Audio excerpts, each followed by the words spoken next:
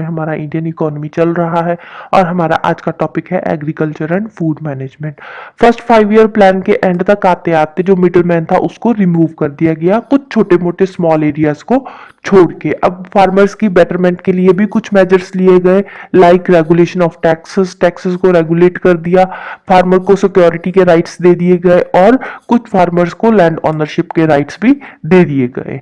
अब agriculture and land holdings की reorganisation के लिए भी कुछ मेजर्स लिए गए, लाइक लैंड सीलिंग हो गया, चकबंदी हो गया। लैंड सीलिंग मतलब land ceiling determines the maximum land जो कि एक फार्मर अपने पास रख सकता है। अगर उस लैंड से ज्यादा मैक्सिमम लैंड का जो गवर्नमेंट ने फिक्स किया है, अगर उससे ज्यादा किसी फार्मर के पास लैंड है तो वो इलीगल मानी जाएगी।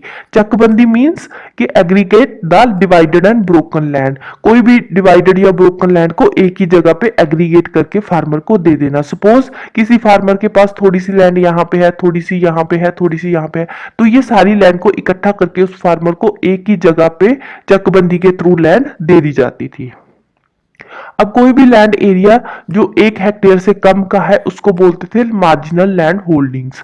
1 से लेकर 4 हेक्टेयर एरिया का जो लैंड होल्डिंग होती है उसको बोलते हैं स्मॉल लैंड होल्डिंग, और 4 हेक्टेयर से ज्यादा का जो एरिया होता है उसको बोलते हैं लार्ज लैंड होल्डिंग्स।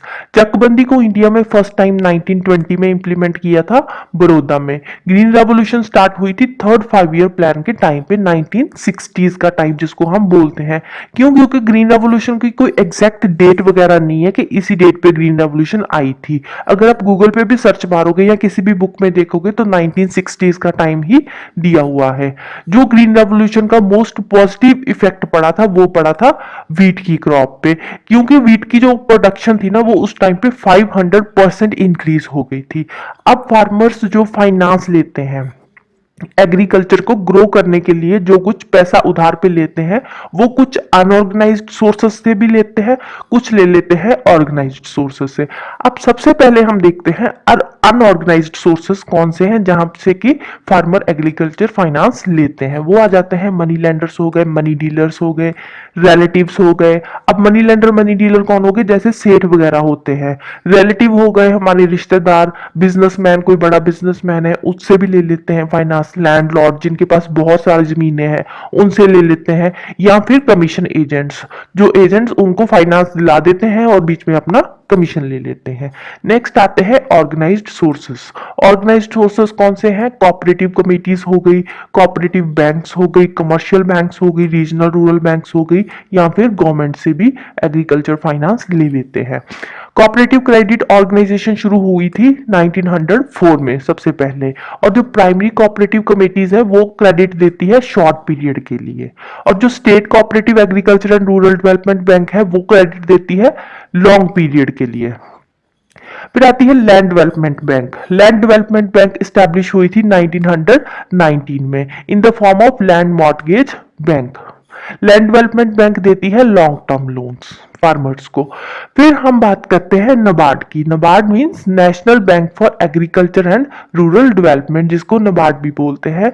नबार्ड एक एपेक्स इंस्टीट्यूशन है रूरल क्रेडिट के लिए, जहां से कि जो रूरल पॉपुलेशन है वो क्रेडिट लेती है। क्रेडिट मतलब समझते हो ना, उधार पे पैसा लेती है। नबार्ड एस्टैब्लिश हुई थी 12 जुलाई 1982 में by the merger of agriculture credit department. दो डिपार्टमेंट मर्ज हुए थे, एक तो था एग्रीकल्चर क्रेडिट डिपार्टमेंट, दूसरा था reconstruction of agriculture and development corporation of RBI, RB reserve bank of India. ये दोनों डिपार्टमेंट मर्ज होके क्या बना था? NABARD, national bank for agriculture and rural development. अब इसकी जो रिकमेंडेशंस थी वो किस पे बेस्ड थी? वो रिकमेंडेशंस बेस्ड थी शिवरमन कमेटी पे। ठीक है, उस पे बेस्ड शिवरमन कमेटी ने अपनी रिकमेंडेशन दी और उस पे बेस्ड नबार्ड एस्टैब्लिश हुई। अब शुरू में जो नबार्ड की ऑथोराइज्ड शेयर्ड कैपिटल थी वो थी 500 करोड़। ऑथोराइज्ड शेयर कैपिटल कितनी होती है? क्या होती है? ऑथोराइज्ड शेयर कैपिटल का मतलब होता है कि कोई भी एक पर्टिकुलर कंपनी या कोई बैंक वो कितना अपने शेयर होल्डर्स को पैसा दे सकती है। ठीक है, तो नबार्ड का कितना था? सबसे पहले 500 करोड़, मतलब कि नबार्ड 500 करोड़ अपने शेयर होल्डर्स को 500 करोड़ तक के शेयर्स अपने शेयर होल्डर को दे सकती है। However after an amendment in its authorised share capital, उसके बाद फिर जो इसकी ऑथराइज्ड शेयर कैपिटल थी उस पे अमेंडमेंट हुई, उसके अमेंडमेंट के बाद इसकी ऑथराइज्ड जो कैपिटल थी वो इंक्रीज होके 5000 करोड़ हो गई फ्रॉम 1 फरवरी 2001। उसके बाद फिर एक बिल आया जिसका नाम था national bank for agriculture and rural development amendment bill 2017। तो उसके थ्रू फिर से इसकी ऑथोराइज्ड कैपिटल इंक्रीज कर दी, और इंक्रीज करके कितनी कर दी, 30,000 करोड़, जो कि पहले का 6 टाइम्स था। और साथ ही साथ जो आरबीआई, पहले आरबीआई के अंडर काम करती थी और आरबीआई से भी ये एग्जिट हो गई। कब हुई थी, जनवरी 2018 में।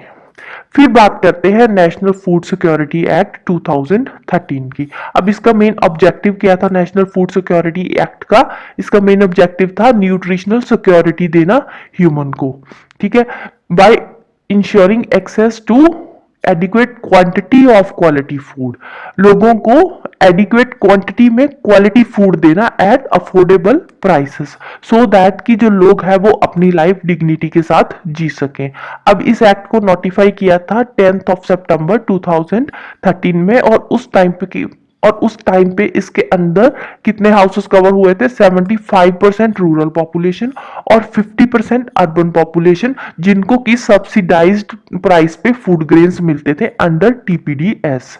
TPDS means targeted public distribution system. इसके अंदर मतलब कि 75% रूरल पॉपुलेशन कवर हो रही थी और 50% अर्बन पॉपुलेशन कवर हो रही थी, जिनको की फूड ग्रेन्स सब्सिडाइज्ड प्राइस पे मिलते थे। तो टोटल जो थी हमारी पॉपुलेशन, 2/3 पॉपुलेशन कवर हो रही थी जिनको फूड ग्रेन सब्सिडाइज्ड प्राइस पे मिलते थे। अब जो नेशनल फूड सिक्योरिटी एक्ट है उसका मेन पर्पस क्या था, उसका मेन फोकस किस चीज पे था, उसका मेन फोकस था वुमेन एंड चिल्ड्रन को न्यूट्रिशनल सपोर्ट देना। फिर हम बात करते हैं land reforms programme in India. Land reforms programme में क्या क्या चीजें आती है, सबसे पहले एलिमिनेशन ऑफ इंटरमीडियरीज जो होती थी उनको खत्म कर दिया गया।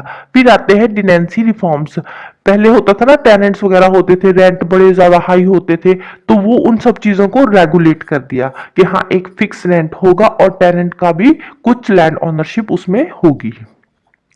नेक्स्ट आता है determination of ceiling of land पर फैमिली लैंड सीलिंग कर दी कि एक फैमिली के पास इतनी ही लैंड होगी।